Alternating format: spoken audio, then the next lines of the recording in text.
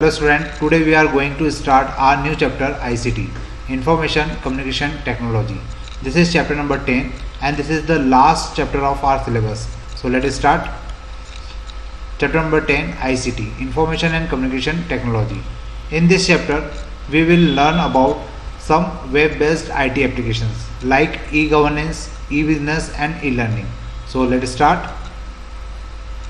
Introductions. What is IT applications and what is IT? First, we have to learn this. The modern e-technology changes our lives and facilitate it with the area of applications like banking, education, entertainment and government, etc. Nowadays, information communication technology, or we can say ICT, enabled services are essentially requirement of the every walk of life. देखिए सबसे पहले तो मैं आपको बता दूं, IT word आपने बहुत बार सुना होगा.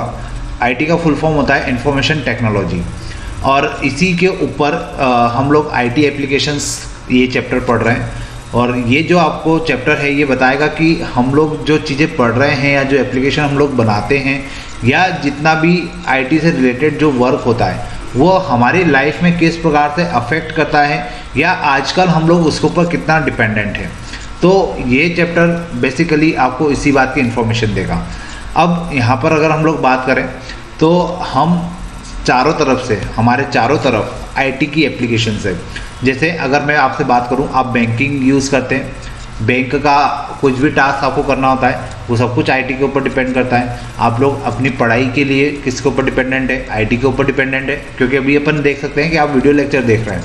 वीडियो लेक्चर अगर आप लोग देख रहे हैं मतलब सीधा सा कंसेप्ट है कि आप इसको यूट्यूब पे देख रहे हैं और यूट्यूब या मैंने जब ये लेक्चर बनाया तो मैंने लैपटॉप का यूज़ किया है. तो ये सब चीज़ें क्या है? आईटी की ही देन है.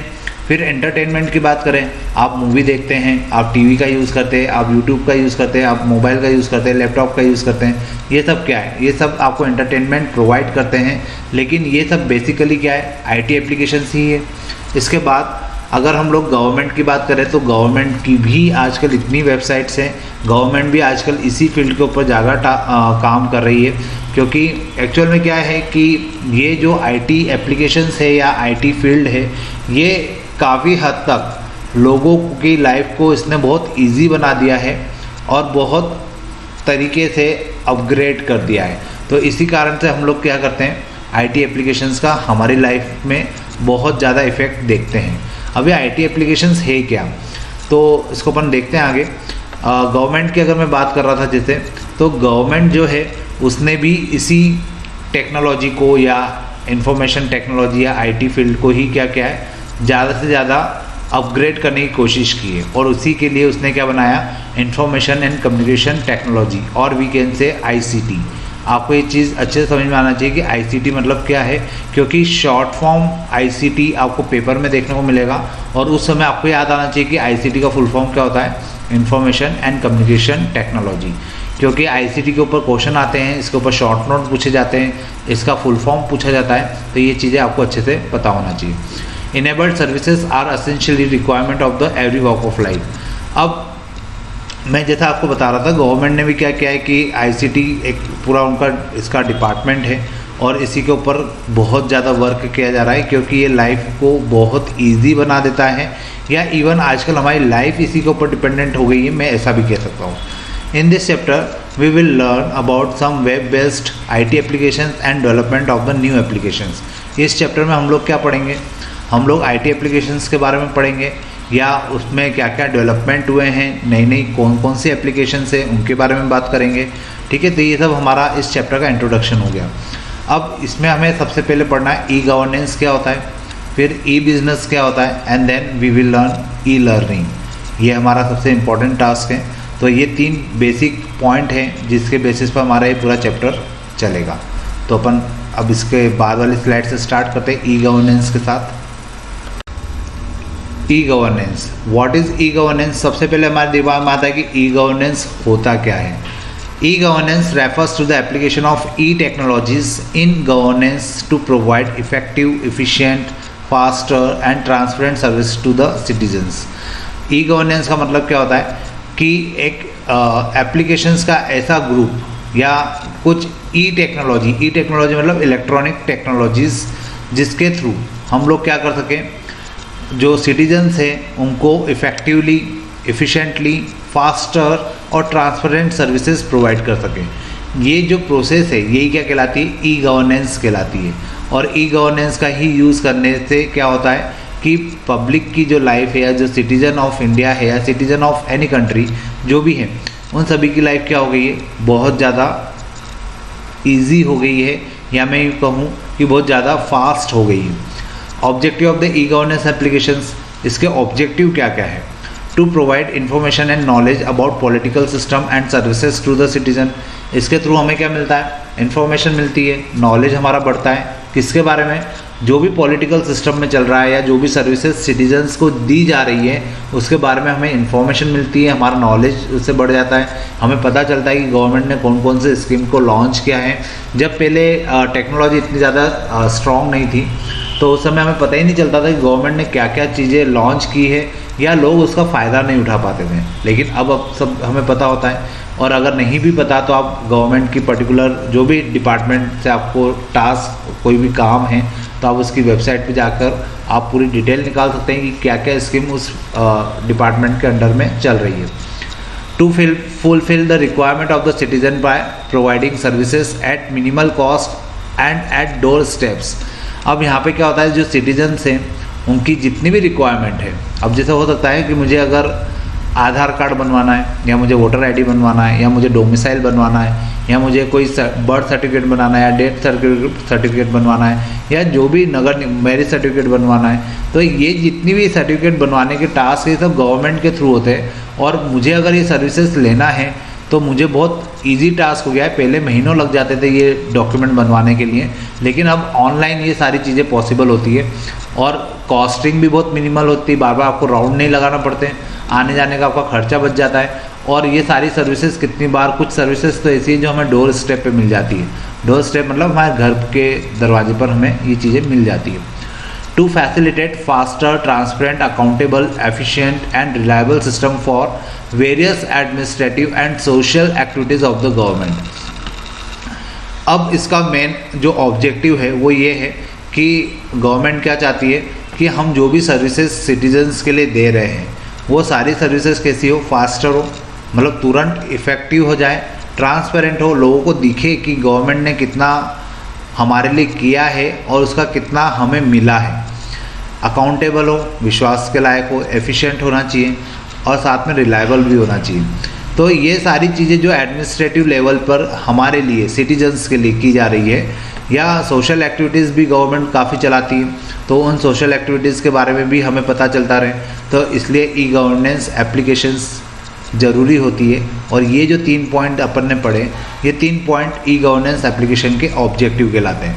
तो कितनी बार शॉर्ट नोट में आपसे पूछा जाता है कि what is e governance and write down the objective of the e governance. तो आपको ये पूरा जो मैंने मतलब कुछ मेन पॉइंट, या मैं यूँ बोलूँ कि जो क्रक्स है वो मैंने यहाँ पे मेंशन किए हुए हैं, और ये आपको भी मेंशन करना है। मतलब जब भी आपको ये क्वेश्चन आ जाए तो अगर आपने इतना भी लिख दिया तो आपको पूरे नंबर मिल जाएंगे, क्योंकि ये सफिशिएंट है। और इसके हिसाब से आप क्या कर सकते हैं, अपना जो ई गवर्नेंस के ऊपर शॉर्ट नोट आपको बोला गया है वो आप लोग लिख सकते हैं। तो इसलिए आपको थोड़ा सा इसके ऊपर ध्यान देना है।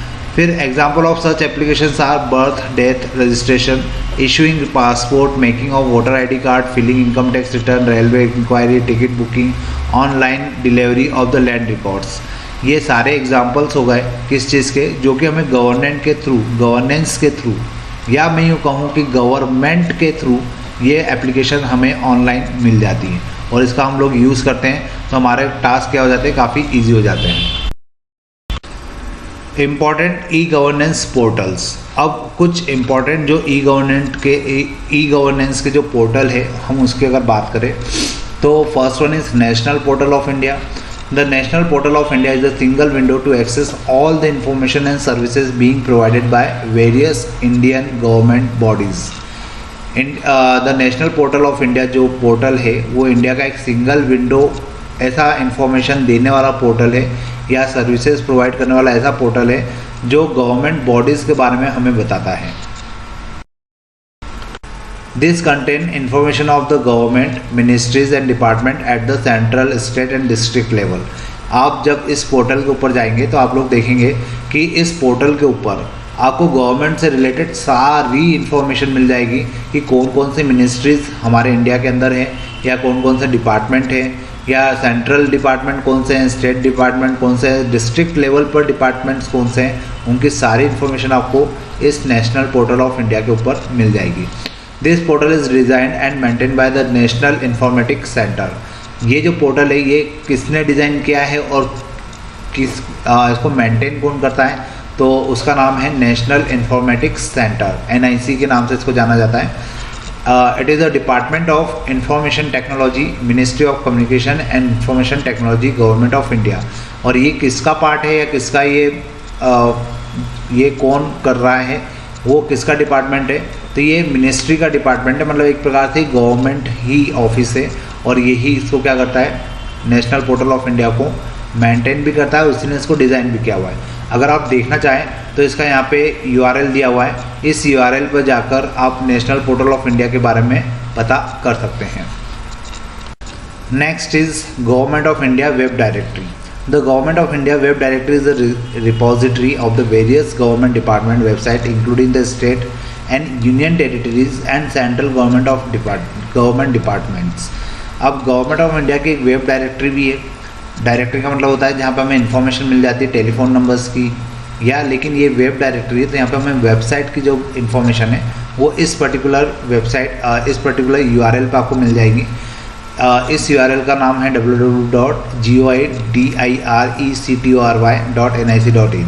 तो ये जो है ये आपको हमेशा हेल्प करेगी किस बारे में, इस बारे में कि गवर्नमेंट ऑफ इंडिया की कौन कौन सी वेब डायरेक्टरी अवेलेबल है, आप कौन कौन सी वेब साइट का गवर्नमेंट की जो वेबसाइट है उनको देखना चाहते हैं वो आप यहाँ पे देख सकते हैं। तो ये कुछ एग्जांपल्स हैं, आप इनको एज अ एग्जांपल याद करिए। आप चाहे तो हर एग्जांपल के नीचे 2-2 लाइन लिख सकते हैं, लेकिन मुझे भी आपको एक्सप्लेन करना है तो इस कारण से मैं आपको यहाँ पर सारी चीज़ें बता रहा हूँ। बाकी जो अपन ने ई-गवर्नेंस और इसके ऑब्जेक्टिव का जो एक टॉपिक पढ़ा था, उसके बाद आप ये ई-गवर्नेंस के कुछ पोर्टल्स के नाम लिखकर इनके बारे में 2-2 लाइन लिख सकते हैं और सफिशिएंट है वो। लेकिन यहाँ पे अभी काफ़ी कुछ लिखा हुआ है तो इतना पूरा लिखना कंपलसरी नहीं है। To meet third one is income tax department portal. To meet the demand for easy access of information about the income tax rules and efficient system for income tax collection, the Income Tax Department launched a centralized website in the 2002. Presently, this portal offers various services to the citizens, including PAN, TAN inquiries and online filing of the income tax return, etc. अब income tax department जो होता है उसने अपनी information को लोगों तक पहुंचाने के लिए टैक्स के रूल्स को इजीली लोगों तक पहुंच सके, इजीली एफिशिएंटली तरीके से टैक्स को पे किया जा सके, उसके रूल्स रेगुलेशंस को लोगों को समझाया जा सके, या टैक्स को इजीली कलेक्ट किया जा सके। उसके लिए इनकम टैक्स डिपार्टमेंट ने क्या किया, एक सेंट्रलाइज्ड वेबसाइट को लॉन्च किया 2002 में। और उसको लॉन्च करने के बाद अब उसके ऊपर फ़िलहाल हम लोग पैन कार्ड से रिलेटेड या टेन कार्ड से रिलेटेड जो भी टास्क हमें करना होते हैं या जो भी इंक्वायरीज हमें लेना होते हैं हम वहाँ से ले सकते हैं। और साथ में हम हमारे इनकम टैक्स की जो फाइलिंग होती है, रिटर्न जो हम लोग भरते हैं, वो भी हम लोग जाकर वहाँ पे भर सकते हैं। नीचे URL दिया हुआ है, ये URL पर आपको इनकम टैक्स से रिलेटेड सारी इन्फॉर्मेशन मिल जाएगी। Next one is right to information और RTI एक्ट पोर्टल। RTI के नाम से हम लोगों ने काफ़ी बार ये वर्ड सुना होगा। RTI का फुल फॉर्म होता है right to information. Right to Information Act 2005 facilitates citizens to gain information regarding government activities. The RTI portal provides details about RTI procedures, appellate authorities, public information officer in various departments and other related information. RTI जो act है 2005 में इसको बनाया गया था। इस act के according आप गवर्नमेंट की जितनी भी एक्टिविटीज़ होती है उनके बारे में आप उनसे इन्फॉर्मेशन मांग सकते हैं कि आपने अगर कोई टास्क किया तो उसके पीछे खर्चा कितना हुआ, या उसकी स्टेप बाय स्टेप या जितनी भी डिटेलिंग है वो हमें चाहिए। तो आप RTI एक्ट के थ्रू क्या कर सकते हैं, अपनी डिमांड गवर्नमेंट से कर सकते हैं।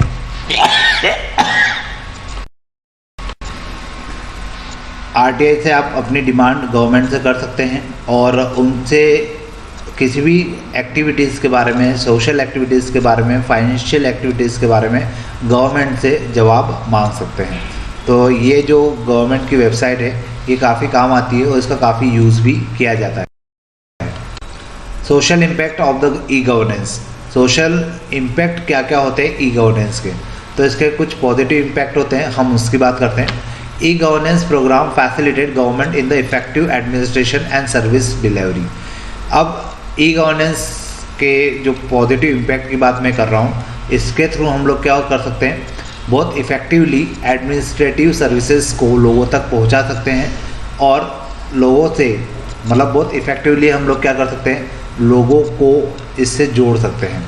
It provide reliable, secure, economical and faster services at the door step. इसके कारण हमें क्या मिलता है, एक तो बहुत सर्विसेज रिलायबल हो जाती है, सिक्योर हो जाती है, इकोनॉमिकल होती है और फास्टर होती है, और ये सारी सर्विसेज हमें हमारे डोर स्टेप पर मिल जाती है। मतलब यहाँ पर आपको ज़्यादा वेट नहीं करना होता। पहले की जो प्रोसेस होती थी गवर्नमेंट की, वो काफ़ी लेंदी होती थी। कोई भी टास्क, कोई भी फॉर्म, कोई भी डॉक्यूमेंट अगर आपको गवर्नमेंट से बनवाना है तो काफ़ी लंबी प्रोसेस होती थी, लेकिन अब ये टास्क काफ़ी ईजी हो गए हैं और एट द डोर स्टेप हमें वो डॉक्यूमेंट मिल जाते हैं। तो ई गवर्नेंस का एक सबसे बड़ा पॉजिटिव इम्पैक्ट है। E governance has proved as a successful tool to minimise the corruption to some extent by providing transparent and easily accessible services to the common man. E governance के कारण क्या हुआ है कि ये एक प्रकार का सक्सेसफुल टूल है, किसके लिए, करप्शंस के अगेंस्ट। करप्शन जितना पहले होता था, क्योंकि लोगों तक इन्फॉर्मेशन होती नहीं थी कि कितना अमाउंट गवर्नमेंट ने रिलीज़ किया, कितना अमाउंट उन तक पहुँचा है, लेकिन अब जो चीज़ें हैं या जो हमारे पास आईटी फील्ड है या आईटी की वेबसाइट वगैरह है, इसके थ्रू हमें पता चल जाता है कि गवर्नमेंट ने कितना अमाउंट रिलीज़ किया है, कितना अमाउंट हम तक पहुंचा है, और हर चीज़ की इन्फॉर्मेशन हमें आरटीआई एक्ट के थ्रू मिल जाती है। तो एक प्रकार से यहाँ पर जो करप्शन है वो कुछ एक्सटेंट तक, कुछ लेवल तक कम हुआ है, और कुछ ट्रांसपेरेंसी क्या हो गई है, यहाँ पे बढ़ गई है। ट्रांसपेरेंसी बढ़ने से क्या हुआ है कि जो कॉमन मैन है उसका गवर्नमेंट की तरफ थोड़ा सा विश्वास भी बढ़ा है। तो ये पॉजिटिव इम्पैक्ट होगा ई गवर्नेंस के, जिसके कारण क्या होता है कि हम लोग गवर्नमेंट की बातों पर अब विश्वास कर सकते हैं। Limitations, people in the rural and the remote area could not get benefited from this e-governance project due to the poor ICT infrastructure and lack of awareness। अब कुछ लोग जो कि रूरल एरिया से आते हैं या रिमोट एरिया से आते हैं, उनको पूरा बेनिफिट नहीं मिल पाता ई गवर्नेंस प्रोजेक्ट का। क्यों नहीं मिल पाता? क्योंकि इसके पीछे कारण होता है कि जो ICT का इंफ्रास्ट्रक्चर है वो गाँव में या लोकल एरिया में या रिमोट एरिया में इतना पावरफुल नहीं है। अब उसके पावरफुल नहीं होने के कारण जो बेनिफिट लोगों को मिलता था या जो सिटी में या जो अर्बन एरिया में लोगों को मिलता है वो रिमोट एरिया में नहीं मिल पाता। तो यहाँ पर हमें इंफ्रास्ट्रक्चर को बढ़ाने की बहुत ज़रूरत है, क्योंकि जब इंफ्रास्ट्रक्चर बढ़ेगा तो गवर्नमेंट की जो पहुँच है वो गाँव तक पहुँचेगी। इसके बाद लेक ऑफ अवेयरनेस, कितनी जगह पर इंफ्रास्ट्रक्चर तो है लेकिन वहाँ पे अवेयरनेस नहीं है, लोगों को नहीं पता कि गवर्नमेंट की जो वेबसाइट्स है उसके थ्रू भी हम लोग इन्फॉर्मेशन निकाल सकते हैं या उसके थ्रू भी हम लोग गवर्नमेंट से कांटेक्ट कर सकते हैं। तो अवेयरनेस की कमी भी कहीं ना कहीं एक बड़ा लिमिटेशन हो जाता है कि लोग गवर्नमेंट से, जो रिमोट एरिया के लोग हैं वो गवर्नमेंट से जुड़ नहीं पाते हैं। इवन अवेयरनेस की प्रॉब्लम तो अर्बन एरिया में भी है। काफ़ी लोग गवर्नमेंट की वेबसाइट पे जाते ही नहीं है, सर्च ही नहीं करते कि गवर्नमेंट कर क्या रही है या क्या क्या स्कीम हमें वो दे रही है जिसका हम लोग बेनिफिट ले सकते हैं। Unavailability of the computers, internet, lack of knowledge of computer operation has also prevented people to get benefit from the e governance applications. कितनी जगह कंप्यूटर्स की अनअवेलेबिलिटी होती है, इंटरनेट नहीं होता, लैक ऑफ नॉलेज होता है कंप्यूटर ऑपरेशंस का, जिसके कारण जो लोग हैं वो ई गवर्नेंस की जो वेबसाइट है या जो एप्लीकेशंस है उससे वंचित रह जाते हैं, उसका यूज़ नहीं कर पाते या गवर्नमेंट की जो स्कीम्स हैं उनका फ़ायदा नहीं उठा पाते। तो ये भी एक सबसे बड़ा लिमिटेशन हो जाता है। Not all the services can be computerised and offered by the e governance. और गवर्नमेंट की सारी सर्विसेज अगर मैं ऐसा कहूँ कि हमें ऑनलाइन मिल जाती है तो वो सही नहीं है। काफ़ी कुछ सर्विसेज ऐसी है जो हमें ऑनलाइन या ई गवर्नेंस के थ्रू नहीं मिल पाती। तो कुछ सर्विसेज के लिए हमें गवर्नमेंट के ऊपर फिजिकली डिपेंड होना पड़ता है, और जब हम लोग गवर्नमेंट के ऊपर कुछ चीज़ों के लिए डिपेंड होते हैं तो कहीं ना कहीं करप्शन भी बढ़ता है। तो ये भी एक प्रकार का लिमिटेशन है कि कुछ सर्विसेज ऐसी है जो कंप्यूटराइज नहीं की जा सकती, जिसके लिए हमें वहाँ पर जाना ही होगा या गवर्नमेंट के ऑफिस के चक्कर लगाने ही होंगे। तो कुछ सर्विसेज के कारण लिमिटेशंस क्या हो जाती है, ई गवर्नेंस वेबसाइट की बढ़ जाती है। तो ये कुछ टॉपिक था, ये कंप्लीट टॉपिक मैं इसको बोल सकता हूँ। ये 5 या 6 मार्क्स का क्वेश्चन आपको एग्जाम में मिलेगा, जिसमें आपको ई गवर्नेंस का ऑब्जेक्टिव लिखना पड़ेंगे, ई गवर्नेंस के पॉजिटिव इम्पैक्ट आपको लिखना पड़ेंगे और उसकी लिमिटेशंस आपको लिखना पड़ेगी। वेबसाइट के जो नाम हमने अभी बीच में पढ़े थे, वो वेबसाइट के नाम आप लोग चाहें तो उसको एज ए एग्जाम्पल दे सकते हैं। आप भले उनमें 2-2 लाइन लिख दे तो अच्छा है, और नहीं भी लिखे तो कोई दिक्कत नहीं है। यहाँ पे आपका ये ई गवर्नेंस वाला टॉपिक पूरा कंप्लीट हो जाता है, और इसको आपको अच्छे से प्रिपेयर करना है। ये एक अपने आप में कंप्लीट क्वेश्चन है। अब इसमें का ही सेम क्वेश्चन हम लोग पढ़ेंगे ई बिजनेस के बारे में। तो ई बिज़नेस क्या होता है, बेनिफिट क्या होते हैं, इसके इम्पैक्ट, पॉजिटिव इम्पैक्ट क्या होते हैं, इसके लिमिटेशंस क्या होते हैं। तो ई बिज़नेस भी क्या है, अपने आप में एक पूरा कंप्लीट टॉपिक है, जो अब हम लोग आने वाला जो लेक्चर होगा, जो वीडियो लेक्चर बनेगा, उसमें हम लोग इसके बारे में पढ़ेंगे। ई बिज़नेस, और we can say it is e commerce. What is e commerce? E business और e commerce refers to any form of the business or trade that uses e-technologies to facilitate the selling or buying of product and services, transactions of money and goods etc. E commerce word आपने बहुत बार सुना होगा। ई business उसी का technical word हम लोग generally use करते हैं जब भी हम लोग थ्योरेटिकल पढ़ाई करते हैं, और जब हम लोग प्रैक्टिकली बात करते हैं तो ई कॉमर्स बोल के हम लोग उसको यूज़ कर लेते हैं। तो ई कॉमर्स होता क्या है या ई बिज़नेस होता क्या है? तो ये एक प्रकार से बिज़नेस का ही एक फॉर्म होता है। एक तरीका होता है कि हम लोग शॉप खोल के बैठते हैं और फिर उस पर कस्टमर आते हैं, हम उनको गुड्स सेल आउट करते हैं, वो परचेज करते हैं, और उस प्रकार से हमारा एक बिज़नेस चलता है। लेकिन कुछ टेक्नोलॉजी का यूज़ कर कर हम लोग क्या कर सकते हैं, हमारे बिज़नेस को ऑनलाइन सेल आउट, मतलब जो हमारे गुड्स हैं, जो हमारे पास ट्रेडिंग हम लोग कर रहे हैं, वो ट्रेडिंग हम लोग ऑनलाइन कर सकते हैं। और उस ट्रेडिंग को ऑनलाइन करना ही क्या कहलाता है, ई कॉमर्स कहलाता है या ई बिज़नेस कहलाता है। और आप इन चीज़ों से बहुत अच्छे से फेमिलियर होंगे, क्योंकि आप लोग अमेज़न से, फ्लिपकार्ट से, ईबे से अपने प्रोडक्ट ऑर्डर करते हैं और वो ऑर्डर आपके घर तक पहुंच जाते हैं। इवन आप लोग जोमेटो का यूज़ करते हैं, स्विगी का यूज़ करते हैं लंच डिनर ऑर्डर करने के लिए या ब्रेकफास्ट ऑर्डर करने के लिए, तो भी एक प्रकार से ई कॉमर्स का ही एग्जाम्पल है। तो जब टेक्नोलॉजी बिजनेस के लिए यूज़ की जाती है एज अ ट्रेडिंग, तो उस कंडीशन में हम उसे क्या कहते हैं, ई कॉमर्स। अब ई कॉमर्स जब यूज़ किया जा रहा है तो इसमें ऑब्वियस है कि बिज़नेस हो रहा है, और बिज़नेस हो रहा है मतलब यहाँ पर किसी प्रोडक्ट की सेलिंग होगी, बाइंग होगी, या और भी सर्विसेज प्रोवाइड की जाएगी, साथ में मनी का ट्रांजैक्शंस भी होगा। तो ये सब मिलाकर ये जो पूरी प्रोसेस है, जिसमें टेक्निकल टर्म्स यूज़ की जा रही है, जिसमें टेक्नोलॉजी यूज़ की जा रही है, उसे कहा जाता है e commerce. Benefit of the e commerce applications. अब इसके बेनिफिट्स क्या क्या है? हम लोग इसको यूज़ तो करते हैं, लेकिन इसके बेनिफिट हों कुछ तो होंगे, तभी हम लोग इसको यूज़ कर रहे हैं। E-commerce reduces cost of production by reducing overhead like higher rent of shop or retail outlet and reducing stock cost। E-commerce का यूज़ करने का सबसे बड़ा फ़ायदा ये है कि यहाँ पर प्रोडक्शन की जो कॉस्ट होती है वो रिड्यूस हो जाती है। जैसे कोई प्रोडक्ट जब किसी फैक्ट्री में बनता है तो उसको स्टोर करने के लिए गोडाउन की ज़रूरत होती है। फिर गोडाउन में जब उसको स्टोर किया जाता है, वहाँ से रिटेल शॉप पे उनको भेजा जाता है, रिटेल शॉप से फिर उनको दूसरी जो कस्टमर तक पहुंचने वाली जो शॉप होती है वहां तक भेजा जाता है। तो इस प्रकार से जो गोडाउन का रेंट है, जो रिटेल शॉप का रेंट है, जो आउटलेट का रेंट है, वो सब जुड़कर प्रोडक्ट की कॉस्ट में इंक्लूड हो जाता है, और वो सारा भार किसके ऊपर होता है, कस्टमर के ऊपर, क्योंकि कस्टमर को वो सब पे करना होता है। तो इस प्रकार से कोई प्रोडक्ट जब आपके हाथ में आता है किसी रिटेल शॉप के थ्रू या आउटलेट के थ्रू या किसी शोरूम के थ्रू, तो उस कंडीशन में उस प्रोडक्ट के ऊपर बहुत सारी कॉस्ट, जिसमें प्रोडक्शन कॉस्ट तो इंक्लूडेड है ही, लेकिन साथ में गोडाउन का जो रेंट है, जो रिटेल शॉप का जो रेंट है, उसका कुछ परसेंटेज आपके प्रोडक्ट में जुड़ जाता है और आपको प्रोडक्ट काफ़ी महंगा पड़ता है। लेकिन जब हम लोग ई कॉमर्स का यूज़ करते हैं तो फैक्ट्री से ही सीधे जो प्रोडक्ट होते हैं वो कस्टमर तक पहुंच जाते हैं। तो उस कंडीशन में जो बीच में 2-3 स्टेप थी कि कोई भी प्रोडक्ट पहले गोडाउन में जाएगा, फिर रिटेल शॉप में जाएगा, फिर वो किसी आउटलेट पे जाएगा, तो वो जो प्रोसेस है फिलहाल तो मैं आपको 3 बता रहा हूँ, इससे भी ज़्यादा हो सकती है।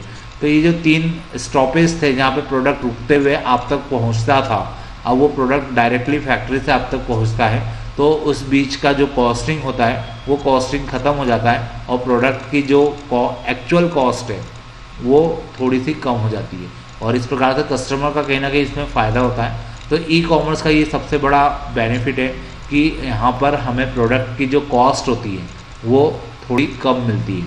आप लोग खुद भी जज करेंगे। मान लीजिए अगर आपको एक सेल फोन परचेज करना है और आप किसी शॉप पे जाएंगे, तो जिस कंपनी का जिस मॉडल को आप वहाँ पर चेक करेंगे तो उसकी कॉस्टिंग अलग होगी, और उसी सेम मॉडल सेम कंपनी का मोबाइल की जो कॉस्टिंग है वो किसी ई कॉमर्स वेबसाइट पर अलग होगी। तो इसका डिफरेंस जो होता है वो मेन डिफरेंस इसी कारण जनरेट होता है। तो ई कॉमर्स एप्लीकेशंस का बेनिफिट तो डेफिनेटली है, तभी हम लोग आजकल ऑनलाइन शॉपिंग की तरफ ज़्यादा तेज़ी से आगे बढ़ रहे हैं। It increases profit by increasing sales volume and offer opportunity to access new customer and the market on the globe. अब ई कॉमर्स एप्लीकेशन का अगर हम लोग यूज़ करते हैं तो इससे क्या होता है, प्रॉफिट में इंक्रीमेंट होता है, ठीक है, सेल्स वॉल्यूम बढ़ता है। अब प्रॉफिट में इंक्रीमेंट कैसे होगा, तो प्रॉफिट में इंक्रीमेंट इस बेसिस पे होता है क्योंकि ऑब्वियस है कि कॉस्ट कम है तो आपके प्रोडक्ट की सेलिंग ज़्यादा होगी, प्रोडक्ट की सेलिंग ज़्यादा होगी तो ऑब्वियस है प्रॉफिट ज़्यादा होगा। अब आपने अभी शायद नोटिस किया हो, अमेज़न और फ्लिपकार्ट जब भी कोई फेस्टिवल आता है तो वो अपनी सेल 2 या 3 दिन की जो सेल होती है उनकी वो ऑर्गेनाइज करते हैं। उसके ऑर्गेनाइज करने से क्या होता है कि प्रोडक्ट की कॉस्ट थोड़ी सी कम कर देते हैं, और जब प्रोडक्ट की कॉस्ट थोड़ी सी कम करते हैं तो उस कंडीशन में नंबर ऑफ कस्टमर उन प्रोडक्ट को परचेज करते हैं। तो इस कंडीशन में क्या होता है कि कॉस्ट कम करने से क्या हुआ कि प्रोडक्ट की सेल बढ़ जाती है। और साथ साथ में ये भी होता है कि अगर आप ई कॉमर्स वेबसाइट का यूज़ कर रहे हैं तो आपका प्रोडक्ट पहले लोकल था, लेकिन अब वो ऑन द ग्लोब हर जगह अप्रोच करता है। लोग आपके प्रोडक्ट को ऑर्डर करने के बाद अगर वो पसंद आता है तो वो दूसरे लोगों को भी रेफ़र कर सकते हैं और दूसरी जगह तक भी आपका प्रोडक्ट पहुंच सकता है। मतलब केवल इंडिया में नहीं, ना केवल पूरे ऑल ओवर द वर्ल्ड आप क्या कर सकते हैं, अपने प्रोडक्ट को सेल आउट कर सकते हैं। It provide more accurate information about the product and offer 24/7 access to the market and customer services. अब यहाँ पर बेनिफिट के नाम पर अगर हम लोग देखें तो प्रोडक्ट की एक्यूरेट इन्फॉर्मेशन हमें दी जाती है, क्योंकि ये जो प्रोडक्ट है ये डायरेक्टली कंपनी से सेल हो रहे हैं और कंपनी एग्जैक्ट जो इन्फॉर्मेशन प्रोडक्ट की है वो हमें देती है। एक्चुअल में क्या होता है, बीच में जब 2 या 3 मीडियम हो जाते हैं प्रोडक्ट को हमारे तक पहुंचाने के लिए, तो बीच में जो 2-3 मीडियम होते हैं वो अपने अपने एजम्पशंस, अपने अपने लॉजिक उस प्रोडक्ट के साथ लगा देते हैं, और जब वो प्रोडक्ट किसी कस्टमर को मिलता है तो उसको मिलने वाला प्रोडक्ट के साथ जो उसको बोला जाता है वो कुछ अलग ही होता है, कंपनी ने ऑफर कुछ और ही किया होता है। तो इस प्रकार से क्या होता है कि प्रोडक्ट की एक्यूरेट इन्फॉर्मेशन हमें नहीं मिल पाती। जबकि ई कॉमर्स का अगर हम लोग यूज़ कर रहे हैं तो हम लोग ई कॉमर्स के थ्रू प्रोडक्ट को कहाँ से परचेज कर रहे हैं, डायरेक्टली फैक्ट्री से। तो उस कंडीशन में क्या होता है कि हमें प्रोडक्ट की एक्यूरेट इन्फॉर्मेशन मिलती है कि इस प्रोडक्ट के अंदर है क्या। और दूसरी बात ये सबसे बड़ा कि आप यहाँ पर क्या कर सकते हैं कि परचेसिंग जो आपको करना है, शॉपिंग आपको जो करना है वो 24/7 आपके लिए ओपन होती है। मतलब रात को आपको 12 बजे याद आया कि आपको कोई प्रोडक्ट परचेज करना है तो आप रात को 12 बजे या आधी रात को भी कोई प्रोडक्ट की परचेसिंग कर सकते हैं। इवन कोई भी प्रोडक्ट को आप ऑर्डर कर सकते हैं। तो यहाँ पर जो सर्विसेज होती है वो 24/7 आपके लिए अवेलेबल होती हैं। और उसके रिगार्डिंग अगर आपको कोई कंप्लेन करना है तो आप जब फ्री हैं तब आप कंप्लेंट कर सकते हैं। आप उसके बारे में कम्युनिकेट करना चाहते हैं कि कस्टमर सर्विसेज होती है, कस्टमर केयर सर्विसेज होती है, जिस पर आप लोग किसी प्रोडक्ट के रिगार्डिंग कोई क्वेरी अगर आपको है तो उसको भी आप रिजॉल्व कर सकते हैं। It provide cost saving, improved customer service and faster response to the customer. अब यहाँ पर आपको क्या मिलता है, कॉस्ट सेविंग तो होती ही है, साथ में आपको कस्टमर सर्विस भी इम्प्रूव तरीके से मिलती है, क्योंकि कोई भी फैक्ट्री अपने प्रोडक्ट को कभी भी सेल आउट करने के बाद ये नहीं चाहेगी कि कस्टमर हमारे प्रोडक्ट से नाराज़ हो या वो अपसेट हो जाए और अगली बार हमें ऑर्डर ना करें। तो ऑब्वियस है कि वो क्या करती है, आपको उसके साथ साथ अच्छी सर्विसेज प्रोवाइड करती है, और अगर फिर भी कुछ प्रॉब्लम होती है तो उसका सॉल्यूशन भी प्रोवाइड करती है। और यहाँ से कस्टमर को बहुत तेज़ी से रिस्पांस मिलता है। पहले क्या होता था कि हमारे पास कोई प्रोडक्ट है और वो ख़राब हो गया है, उसमें कुछ प्रॉब्लम हो गई, तो हम लोग क्या करते थे, पहले शॉप पे जाते थे। शॉप पे जाने के बाद वो प्रोडक्ट के लिए तो पहले हम दुकानदार से लड़ते थे, ये प्रोडक्ट वापस करो या इसको एक्सचेंज करो या इसमें वारंटी जो भी है इसको वापस पहुँचाओ। फिर वो आपसे 2-3 दिन लेता था कि प्रोडक्ट अभी जाएगा, फिर ठीक होगा, फिर आएगा। तो उस प्रोसेस में बहुत टाइम लग जाता था, और वो प्रोडक्ट जब आता था तो और ज़्यादा टाइम लग जाता था। तो इस कंडीशन में क्या होता है कि टाइम निकलता चला जाता है और प्रोडक्ट की वैल्यू यूं ही कम होती चली जाती है। तो ये एक मेन रीज़न है जहाँ पे हम लोग ई कॉमर्स वेबसाइट के ऊपर हम लोगों ने जाना स्टार्ट कर दिया, क्योंकि यहाँ पर हमें किसी भी प्रोडक्ट के बारे में वैसे तो एक्यूरेट इन्फॉर्मेशन मिलती है, प्रोडक्ट भी एक्यूरेट मिलते हैं, लेकिन कभी कभार कोई सिचुएशन वैसी होती है कि प्रोडक्ट में कुछ खराबी है, टेक्निकल इशू है, तो उस कंडीशन में हमें कस्टमर सर्विस इजीली मिल जाती है। और फिर भी प्रोडक्ट में अगर कुछ चेंजेस करवाना है तो तुरंत हमें रिस्पांस मिलता है, साथ में कस्टमर चाहे तो उस प्रोडक्ट को एक्सचेंज भी करवा सकता है। तो डायरेक्टली उसका कम्युनिकेशन किसके साथ होता है, उस फैक्ट्री के साथ, उस कंपनी के साथ जिससे आपने प्रोडक्ट को परचेज किया है। तो हमें एक्यूरेट इन्फॉर्मेशन भी मिल जाती है।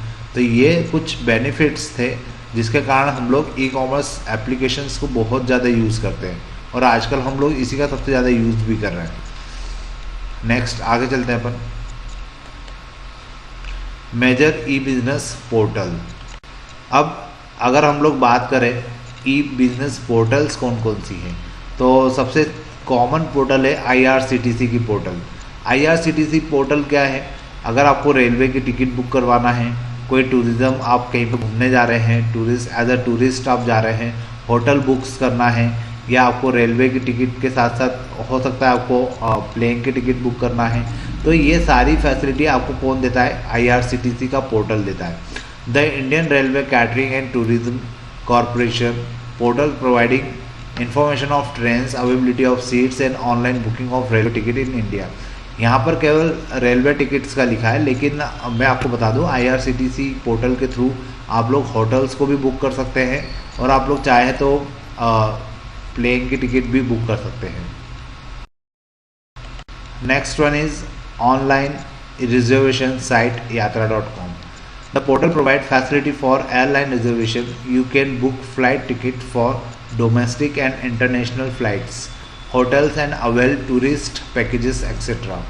अब yatra.com करके है, और इसके अलावा भी बहुत सारी वेबसाइट है जिससे तो आप लोग क्या कर सकते हैं कि आप कहीं ट्रैवल करना चाहते हैं, फ़्लाइट की टिकट बुक कर सकते हैं, होटल्स को बुक कर सकते हैं, और जैसा मैंने बताया आपको IRCTC पोर्टल में भी ये सब चीज़ें अवेलेबल है। तो ये कुछ एक्चुअल में पोर्टल और उनकी वेबसाइट URL दी हुई है। आपको ये एग्ज़ाम में भी देना है 2 या 3, और इनके बारे में 1-1, 2-2 लाइन लिखना है, ताकि आपका वो क्वेश्चन कंप्लीट होगा। जैसे मैंने लास्ट लेक्चर में भी कहा था कि ई गवर्नेंस के ऊपर या तो सीधे 5 मार्क्स का क्वेश्चन आएगा, जिसमें आपको उसका ऑब्जेक्टिव लिखना है, उसकी डेफिनेशन लिखना है, उसके बेनिफिट लिखना है, उसके लिमिटेशंस लिखना है। वैसे ही ई बिज़नेस का भी है। अभी हमने लास्ट स्लाइड में क्या देखा कि ई बिज़नेस क्या होता है, उसके बेनिफिट क्या होते हैं। अब यहाँ पे कुछ एग्जांपल्स देख रहे हैं कि ई वेबसाइट या ई कॉमर्स की वेबसाइट कौन कौन सी होती है, या पोर्टल्स कौन कौन से होते हैं। तो आपको इनके नाम लिखना है, जिससे क्या होगा, आप लोग ये एक्सप्लेन कर पाएंगे कि आप लोगों को ये समझ में आ रहा है कि ई कॉमर्स वेबसाइट क्या होती है। Next one is Life Insurance Corporation of India. अब Life Insurance Corporation of India, इसको हम लोग जनरली LIC के नाम से जानते हैं। और जो LIC है, मतलब अगर आपको कोई इंश्योरेंस करवाना है, किसी भी टाइप का इंश्योरेंस करवाना है, तो LIC उस चीज़ को आपको प्रोवाइड करती है। और ये चीज़ें पहले ऑन पेपर होती थी, फिजिकली हमें इसके लिए अप्रोच करना होता था, लेकिन जब से ई कॉमर्स का सिस्टम चालू हुआ है, अब LIC भी आपको वेबसाइट के फॉर्म में, मतलब ऑनलाइन आपको इसके लिए सारी फैसिलिटी मिल जाती है। LIC of India is one of the premier insurance company of Government of India. This portal offers facilities like online deposit of premium, sales of insurance policies and enquiry. यही बात जो मैंने आपको कही कि यहाँ पर आप लोग प्रीमियम को डिपॉजिट कर सकते हैं, इंश्योरेंस पॉलिसीज़ को परचेज कर सकते हैं, उसके बारे में इंक्वायरी ले सकते हैं। और इसके लिए जो URL है वो नीचे लिखा हुआ है www.licindia.com। तो ये कुछ पोर्टल के नाम हैं और ये आपको याद होना चाहिए क्योंकि कहीं भी ज़रूरत पड़ सकती है। और भी कुछ पोर्टल्स के नाम लिखें। E banking site of State Bank of India. SBI is the largest government owned bank. It has launched e-banking services for customer to facilitate personal banking, loan lending and fund transfer etc. अब state Bank of India मतलब SBI की भी बहुत सारे policies है, बहुत सारे इसका मतलब वर्क एरिया बहुत बड़ा है और उस सारे वर्क एरिया को भी इन्होंने ऑनलाइन पर हमारे लिए अवेलेबल करवाया है। अगर आप चाहें तो ये नीचे वेबसाइट का नाम लिखा है, आप इस पर जाके इसको सर्च कर सकते हैं। ऑनलाइन स्टोर अमेजन.com, ये तो हम सबसे ज़्यादा फेमिलियर है इसके साथ क्योंकि हमें कुछ भी परचेज करना होता है, हमें लेटेस्ट ट्रेंड्स देखना होता है तो हम लोग अमेजन के ऊपर ही जाके इवन मतलब जो अभी फैशन में चल रहा है वो भी हम लोग इस पर सर्च कर लेते हैं, जबकि ये केवल परचेज करने के लिए, लेकिन फिर भी हम लोग इस पर केवल हमें परचेज नहीं भी करना होता है तो हम लोग इस पर जाके केवल सर्च करते रहते हैं कि आजकल फैशन में क्या चल रहा है। तो ये चीज़ें भी होती हैं। तो आप अमेज़न पे जाकर भी क्या कर सकते हैं, परचेसिंग कर सकते हैं। और अमेज़न पे तो पूरे दुनिया भर के प्रोडक्ट है वो अवेलेबल है। उसके बाद ऑनलाइन ऑक्शन साइट ईबे, यहाँ पर आप ऑक्शंस के साथ साथ क्या कर सकते हैं, सेलिंग परचेज कर सकते हैं, ठीक है। और बहुत सारे जो प्रोडक्ट है जैसे इलेक्ट्रॉनिक के प्रोडक्ट हो गए, कंप्यूटर्स हो गए, मोबाइल्स हो गए या और भी जो दूसरे प्रोडक्ट है उनकी परचेसिंग आप यहाँ पे जाके कर सकते हैं। एक प्रकार से ये वैसे ऑक्शन साइट भी है। ऑक्शन साइट का मतलब होता है कि अगर कोई चीज़ आपको पसंद आ रही तो आप उसके लिए मोल भाव कर सकते हैं, जबकि अमेजन पे ऐसा नहीं होता, वहाँ फिक्स रेट होता है। आपको एक रेट फिक्स जो भी वहाँ पर है वो आपको पे करना है, लेकिन यहाँ पर ईबे के ऊपर आपको ऑक्शन की भी फैसिलिटी मिल जाती है। Next, social impact of the E business. अब ई बिज़नेस के सोशल इम्पैक्ट क्या क्या है या मतलब इसका हमारी लाइफ पे क्या क्या पॉजिटिव इम्पैक्ट पड़ा है और इसके लिमिटेशंस क्या क्या है वो हमें यहाँ पर देखना है। ये लास्ट टॉपिक है इस टॉपिक के लिए, मतलब ई बिज़नेस के लिए। तो first point is it reduces transactions and other overhead cost of the product. ये तो सबसे बड़ा पॉजिटिव इम्पैक्ट है कि यहाँ पर हमारा जो ट्रांजेक्शन्स है वो रिड्यूस हो जाता है, जो दूसरे ओवरहेड कॉस्ट होते हैं वो ख़त्म हो जाते हैं और हमें प्रोडक्ट का कैसा मिलता है, सस्ता हो जाता है हमारे लिए। It increases productivity and efficiency and offers improved customer services. ये हमें इसके कारण मतलब अगर हम लोग ई बिज़नेस या ई वेबसाइट ई कॉमर्स का यूज़ कर रहे हैं तो यहाँ पर हमें क्या मिलता है, प्रोडक्टिविटी बढ़ती हुई दिखाई देती है, एफिशिएंसी ज़्यादा मिलती है और इवन हमें यहाँ पर जो कस्टमर सर्विस है वो भी इम्प्रूव तरीके से मिलती है। It opens the global market for the manufacturer and gives opportunity to sell the product on the globe। और ये सबसे बड़ा इसका पॉजिटिव इम्पैक्ट है कि इसके कारण किसी भी मैन्युफैक्चरर के लिए, भले वो गांव से बिलोंग करता हो किसी या किसी छोटी सी सिटी को बिलोंग करता हो, लेकिन अगर वो ई कॉमर्स का यूज़ कर रहा है अपने प्रोडक्ट को सेल आउट करने के लिए तो उसके लिए पूरा वर्ल्ड उसके लिए मार्केट बन सकता है। अगर वो ई कॉमर्स का यूज़ नहीं कर रहा, वो ऑनलाइन पर नहीं है, ऑनलाइन वो अपने प्रोडक्ट को सेल आउट नहीं करता है, तो उस कंडीशन में क्या होता है कि वो केवल एक लोकल एरिया में ही अपने प्रोडक्ट को सेल आउट कर सकता है। लेकिन जब वो ई कॉमर्स का यूज़ करता है, अपने प्रोडक्ट को ऑनलाइन पर ले जाता है, तो उस कंडीशन में क्या होता है, उसको पूरा एक बड़ा सा मार्केट मिलता है जहाँ पर वो अपने प्रोडक्ट को सेल कर सकता है। Offers easy shopping by secure and online payment system. अब जितनी भी यहाँ पर हम लोग ई बिज़नेस के अंदर वेबसाइट्स को यूज़ करते हैं वहाँ पर बहुत सिक्योर और बहुत इजी तरीका होता है ऑनलाइन पेमेंट करने के लिए। तो आपको उसके लिए भी कोई हेजिटेट होने की ज़रूरत नहीं होती कि हमारा पेमेंट प्रॉपर सामने तक पहुँचा या नहीं पहुँचा या कहीं हमारा लॉस तो नहीं हो जाएगा। तो उसके लिए भी यहाँ पे बहुत सारे रूल्स रेगुलेशंस होते हैं, सर्टिफिकेट मिलते हैं कंपनी को कि वो पेमेंट ले सकते हैं और डिजिटल सर्टिफिकेट अपन ने जैसे पढ़ा था, तो जो डिजिटल सर्टिफिकेट है वो इन कंपनियों को प्रोवाइड किया जाता है ताकि ये कस्टमर से पैसा लेने के लिए अथराइज्ड हो जाते हैं और सिक्योर वे होता है वो। अब इसकी कुछ लिमिटेशंस भी हैं। lack of knowledge and poor telecommunication infrastructure and unavailability of internet connectivity in rural areas are major issues for limited use of e-business. अब ये जो e-business है ये अभी जो देखा जाए तो अर्बन एरिया में ज़्यादा सक्सेसफुल है, लेकिन अगर हम लोग रिमोट एरिया की बात करें, रूरल एरिया की बात करें, गाँव की बात करें, तो वहाँ पे ये ज़्यादा पॉपुलर नहीं है। इसका भी बहुत सारे कारण है। एक तो इंटरनेट के वहाँ पे कनेक्टिविटी नहीं होती या कम होती है, या टेलीकम्युनिकेशन का जो इंफ्रास्ट्रक्चर है वो ज़्यादा स्ट्रॉन्ग नहीं है, या नॉलेज की कमी होती है। लोगों को पता नहीं होता कि किस प्रकार से हमें ऑनलाइन चीज़ों को ऑर्डर करना है या किस प्रकार से हमें पेमेंट करना है। तो इस कारण से जो लिमिटेशन है वो रिमोट एरिया में सबसे ज़्यादा है। लिमिटेशंस अर्बन एरिया के कंपेयर, मतलब अर्बन एरिया में तो थोड़ी कम है। यहाँ पे लोग अब फेमिलियर है कि किस प्रकार से हमें ई कॉमर्स का यूज़ करना है। Next, people are still unaware about the legal remedies. People जो है भले अर्बन एरिया के हो या रिमोट एरिया के, वो आज भी अनअवेयर है कि अगर उनके साथ कहीं फ्रॉड होता है या कहीं उनके साथ कोई प्रॉब्लम क्रिएट होती है, कोई प्रोडक्ट उनको गलत मिलता है या कुछ डैमेज प्रोडक्ट उनको मिलता है, तो उसकी लीगल रेमेडीज़ क्या है, उसका लीगल उपचार क्या होगा। लोगों को ये बात पता ही नहीं होती और इस कारण से क्या होता है, लोग इस ई बिज़नेस से बचने की कोशिश करते हैं या इस पर जाने से पहले 10 बार सोचते हैं कि क्या हम इस पे प्रोडक्ट को परचेस करें या ना करें। There are high chances of fraud, theft of private information due to the lack of effective legal framework. अब यहाँ पे एक और बड़ा इशू ये भी है कि मार्केट सब वो तो सभी जगह भी होता है, वैसे भी हर कॉइन के 2 साइड होते हैं, तो वैसे ही यहाँ पर जब हम लोग ऑनलाइन कोई चीज़ पर कोई प्रोडक्ट को परचेज़ कर रहे हैं तो हमारे साथ फ्रॉड होने के चांसेस सबसे ज़्यादा होते हैं। अगर आप लोग अनअवेयर है कि कौन सी वेबसाइट पर हमें प्रोडक्ट को परचेज़ करना चाहिए, कहाँ पे सेल आउट करना चाहिए, किस प्रकार से पेमेंट करना चाहिए, किस प्रकार से हमें सिस्टम का यूज़ करना चाहिए, कैसे पासवर्ड हमें डालना चाहिए, इन सारी चीज़ों से आपको बहुत अच्छा अवेयर होना ज़रूरी है, तभी आप लोग ई कॉमर्स का अच्छे से यूज़ कर पाएंगे। अदरवाइज़ आपके साथ फ्रॉड होने के चांसेस बढ़ जाते हैं, और जब फ्रॉड होता है तो फिर आगे से व्यक्ति उस पर्टिकुलर वेबसाइट पे जाने से बचता है या ऑनलाइन परचेसिंग करने से बचने की कोशिश करता है। तो यहाँ पर कहीं ना कहीं प्रॉपर नॉलेज का ना होना भी इसका एक लिमिटेशन है, जिसके कारण हम लोग ई बिज़नेस या ई वेबसाइट पर जाने से बचने की कोशिश करते हैं। तो ये पूरा एक टॉपिक था ई बिज़नेस के ऊपर। अब हमारा जब नेक्स्ट लेक्चर होगा तो उसमें हम लोग बात करेंगे ई लर्निंग के ऊपर।